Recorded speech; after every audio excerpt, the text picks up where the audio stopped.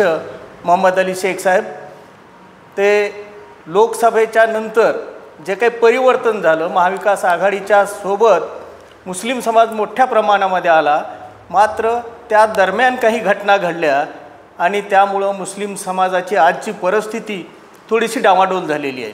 या अनुषंगानं विधानसभेच्या निवडणुकीच्या पार्श्वभूमीवर आपण त्यांच्याशी काही प्रश्नोत्तर करणार आहोत, त्यांचं मत जाणून घेऊया। ॲडव्होकेट मोहम्मद अली साहब, आपण MIMचे जिल्हाध्यक्ष म्हणून आमच्या पोलीस फ्लॅश न्यूजमध्ये तुमचं सहर्ष स्वागत आहे। थँक्यू। या विधानसभा निवडणुकीच्या संदर्भामध्ये MIM पक्षाची नेमकी भूमिका काय राहील? लोकसभेच्या निवडणुकीमध्ये सर्व देशानं पाहिलं की ज्या प्रकारे मुसलमानांनी व समविचारी लोकांनी महाविकास आघाडीला एकट्ठा मतदान केलेलं आहे आणि त्या एकट्ठा मतदान केल्यानंतर महाविकास आघाडीने किंवा ज्या लोकांनी त्यांचा मत घेतला त्यांनी त्यांच्यासोबत काय केलेलं आहे ते सगळ्यांच्या समोर आहे। लोकसभेच्या निवडणुकीनंतर मुसलमानांनी एकट्ठा मतदान महाविकास आघाडीच्या उमेदवारांना केलं।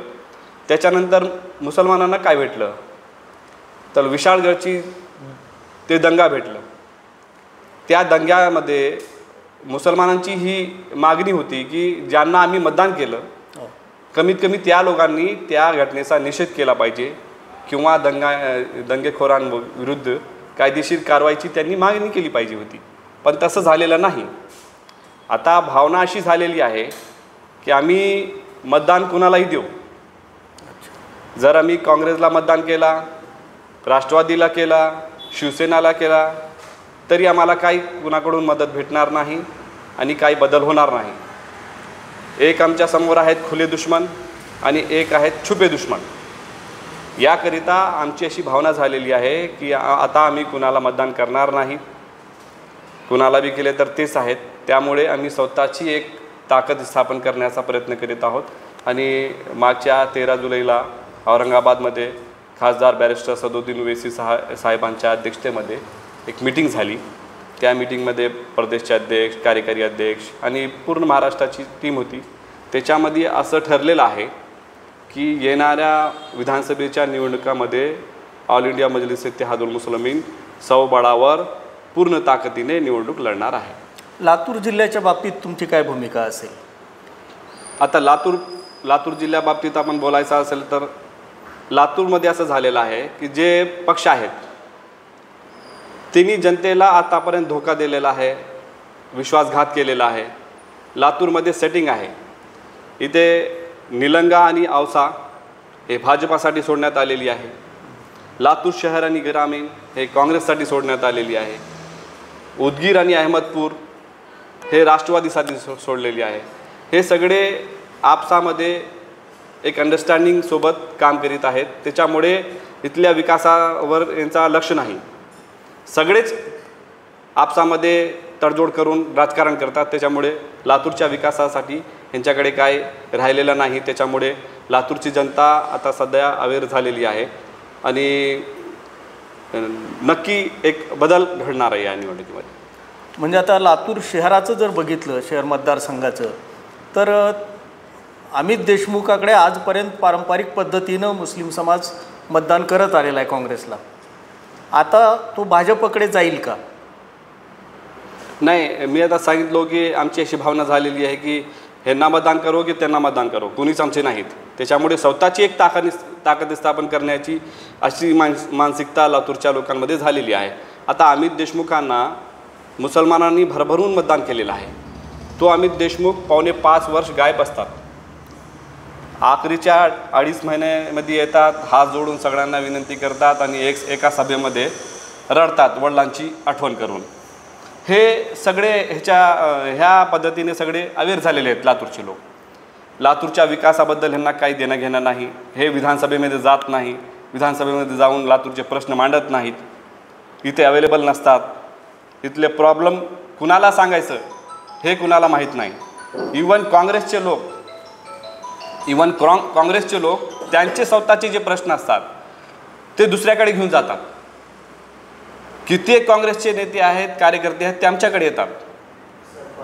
तर असं झालेलं आहे की 4.5 वर्ष गायब राहणारा आमदार म्हणून त्यांची ओळख झालेली आहे. आणि लास्ट सेशनमध्ये अमित देशमुख गेले, आपण सांगितलं की लातूरचा जो मुसलमान आहे भरभरून त्यांना मतदान करतो. लास्ट सेशनमध्ये ते विधानसभेमध्ये गेले आणि त्यांनी सांगितलं की मराठा समाजाला आरक्षण द्या.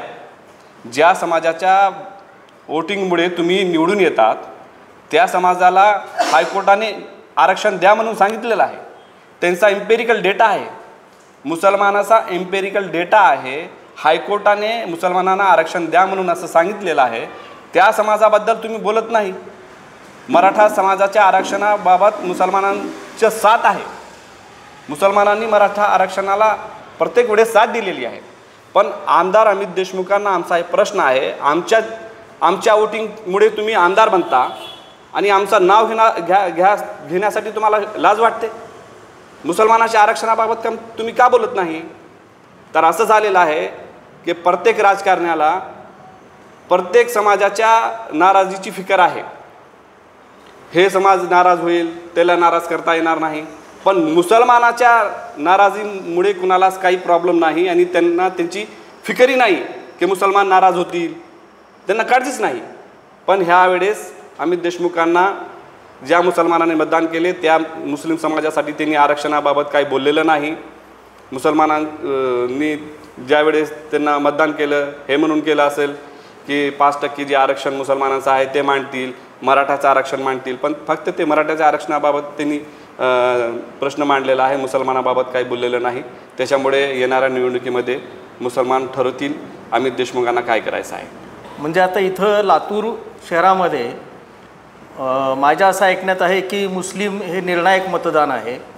मग तुम्ही स्वतःचा उमेदवार दिला तर त्याचा फायदा पुन्हा काँग्रेसला होणार नाही का? कसं शक्य आहे? ही पहिली वेळेस आहे जेव्हा काँग्रेसचेच लोक म्हणतात की हे डमी आमदार आहे. लातूरचे लोक वैतागलेत. लातूरच्या लोकांसमोर ऑप्शन नव्हता, ह्याला नाही द्यायचं तर कुणाला द्यायचं, समोरचा बी कुणी कॅन्डिडेट. पण यावेळेस तशी परिस्थिती नाही. यावेळेस नक्की बदल घडणार आहे.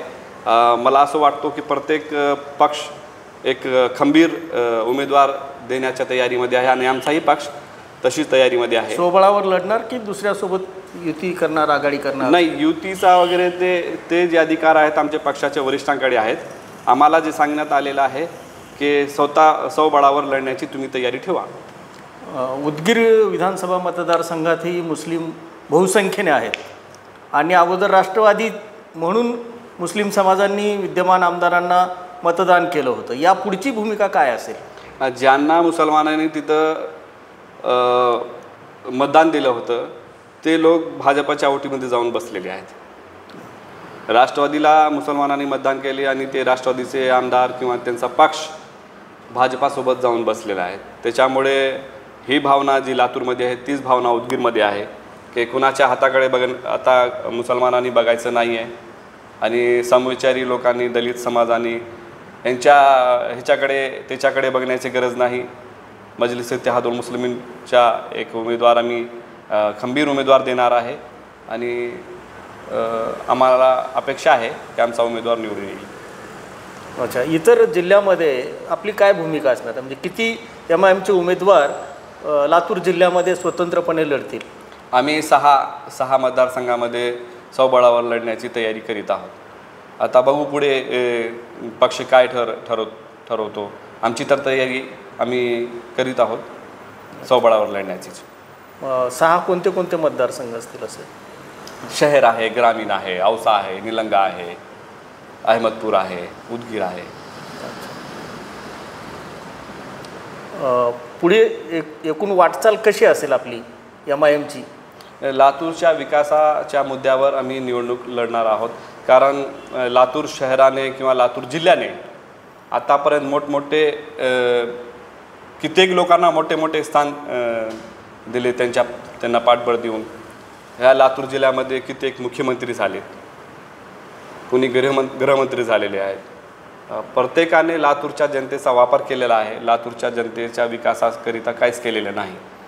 आता लातूर जिल्हा एवढा नामांकित जिल्हा आहे पण इथं जिल्हा रुग्णालय नाही.